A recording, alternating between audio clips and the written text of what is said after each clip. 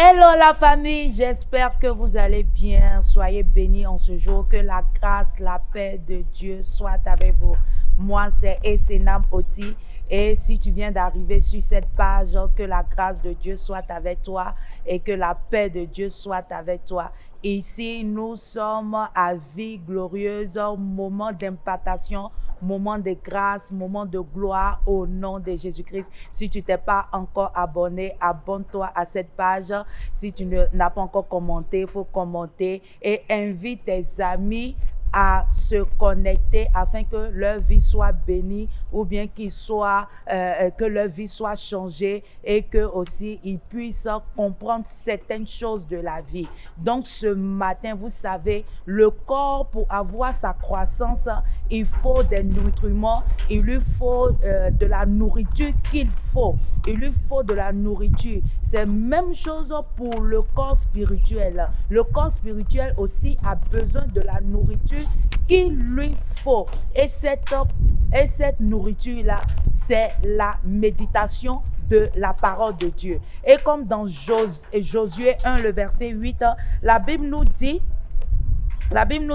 que ce livre de la loi ne s'éloigne pas de ta bouche et médite-le jour et nuit afin que tu prennes garde à faire selon tout ce qui est écrit, car alors tu feras réussir tes voies et alors tu prospéreras.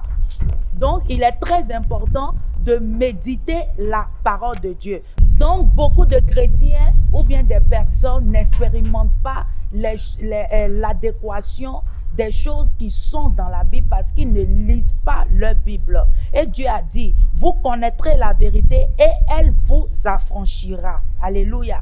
Donc, méditer, c'est quoi? Méditer, c'est murmurer, c'est parler la parole, c'est proclamer. Donc, méditer, c'est parler, c'est murmurer et c'est de la proclamer sur soi. Disons, aussi, je veux dire, disons que c'est un miroir pour toi-même. Parce que quand tu lis la parole, quand tu la lis, c'est comme si la parole te parle. C'est comme si, comme la Bible dit, tu ne déroberas point. Donc, si tu sais que tu ne dérobes point, tu dérobes, automatiquement, cette parole-là te parle. Et automatiquement, tu reviens en toi-même et puis tu dis, le Seigneur m'a dit de ne pas dérober. Donc, à partir d'aujourd'hui, Seigneur, aide-moi à ne pas dérober. Et comme la Bible même le dit dans Jacques 1, le verset 23, il dit, car si quelqu'un écoute la parole et ne la met pas en pratique, il est semblable à un homme qui considère sa face naturelle dans un miroir. Donc, ça veut dire que la parole de Dieu est un miroir pour toi. Ça te parle au fait. C'est une parole qui te parle au fait. Et il a dit, car il est considéré lui-même et s'en est allé et aussitôt il a oublié qu'elle était. Donc, la parole de Dieu, c'est un miroir pour tout un chacun. Donc, il est très important de méditer la parole de Dieu. Donc, pour pouvoir méditer la parole de Dieu ce matin, je t'invite d'abord à prendre une Bible, soit une Bible appliquée ou bien une Bible semeur, ou ensuite de cela, une Bible où tu peux comprendre facilement. Et en deuxième point, je t'invite à prendre un stylo et un troisième, tu prends un cahier. C'est très important. Donc, je récapitule. Le premier, tu prends une Bible. Deuxième, tu prends un stylo. Et le troisième, tu prends un cahier.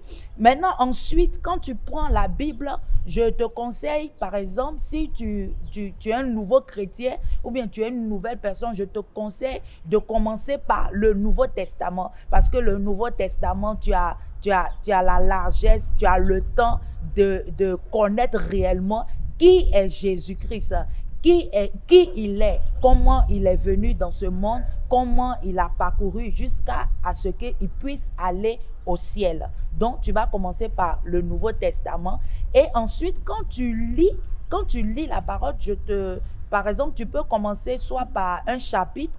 Quand tu finis ce chapitre de Nouveau Testament, tu vas maintenant dans l'Ancien Testament où tu commences par la Genèse, Genèse 1 où on parle au commencement était la parole. Là, tu sauras comment la parole a été créée, comment la terre a été créée, comment les cieux ont été créés, comment la mer et l'homme, tout a été créé. Et ensuite, quand tu lis la parole de Dieu, quand tu finis de la lire, ce que tu ne comprends pas dedans, par exemple, quand tu vois une parole et que tu ne comprends pas, tu poses la question, tu demandes au Saint-Esprit, éclaire-moi. Ou bien dès que tu finis de la lire, toi-même, tu te fais un résumé. Tu fais le résumé de ce que tu as appris dans ce chapitre-là. Tu lis le chapitre entier et tu te fais un résumé. Et quand tu finis le résumé, il y a des passages qui peuvent te captiver. Et ces passages-là, tu la mémorises. Et à la suite aussi, il y a un truc que je dois vous dire aussi. Avant de commencer la méditation, il est très important que tu puisses prier. Parce qu'il arrive que quand on lit la parole ou bien quand on veut lire un livre ou bien on veut se concentrer, on voit automatiquement que il y a le sommeil qui vient, il y a la distraction aussi qui vient. Donc, demande à Dieu, tu pries, tu demandes à Dieu de te donner la compréhension à sa parole. Tu pries, tu demandes à Dieu de te donner sa compréhension. Qu'est-ce qu'il veut te dire à travers cette parole-là?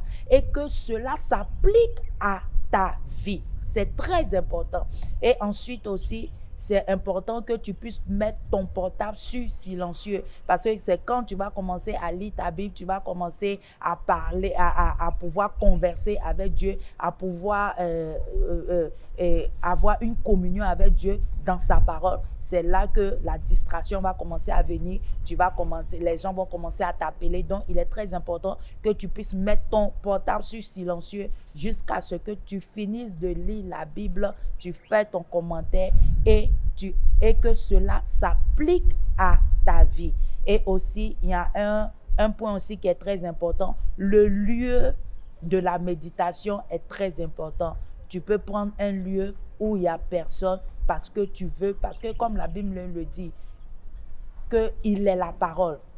Dieu, c'est la parole. Donc, il est très important qu'il puisse te parler. Donc, l'endroit où tu es, le lieu que tu es très important pour pouvoir entendre, pour pouvoir converser avec Dieu. Donc, c'est cela que j'ai voulu vous dire en ce jour. Soyez bénis. Et si, par exemple, tu viens de venir sur la page et que tu ne connais pas le Seigneur, le Sauveur, notre Sauveur personnel, Jésus qui est venu sur la croix pour nous, je t'invite à le confesser en ce jour. Et tu vas répéter après moi. Seigneur Jésus-Christ, merci pour tout ce que tu as fait dans ma vie. Seigneur, je sais que je suis un pécheur. Je viens à toi tel que je suis. Seigneur, Papa, pardonne-moi de tous mes péchés. Éternel, je me remets en tes mains. Merci d'avoir envoyé ton Fils à la croix pour moi. Merci d'avoir fait de moi une nouvelle créature. Et si tu as fait cette parole en ce jour, sache que le Seigneur t'a béni, le Seigneur a changé ta vie et il t'a exaucé en ce jour. Sois béni et à la semaine prochaine. Bye bye.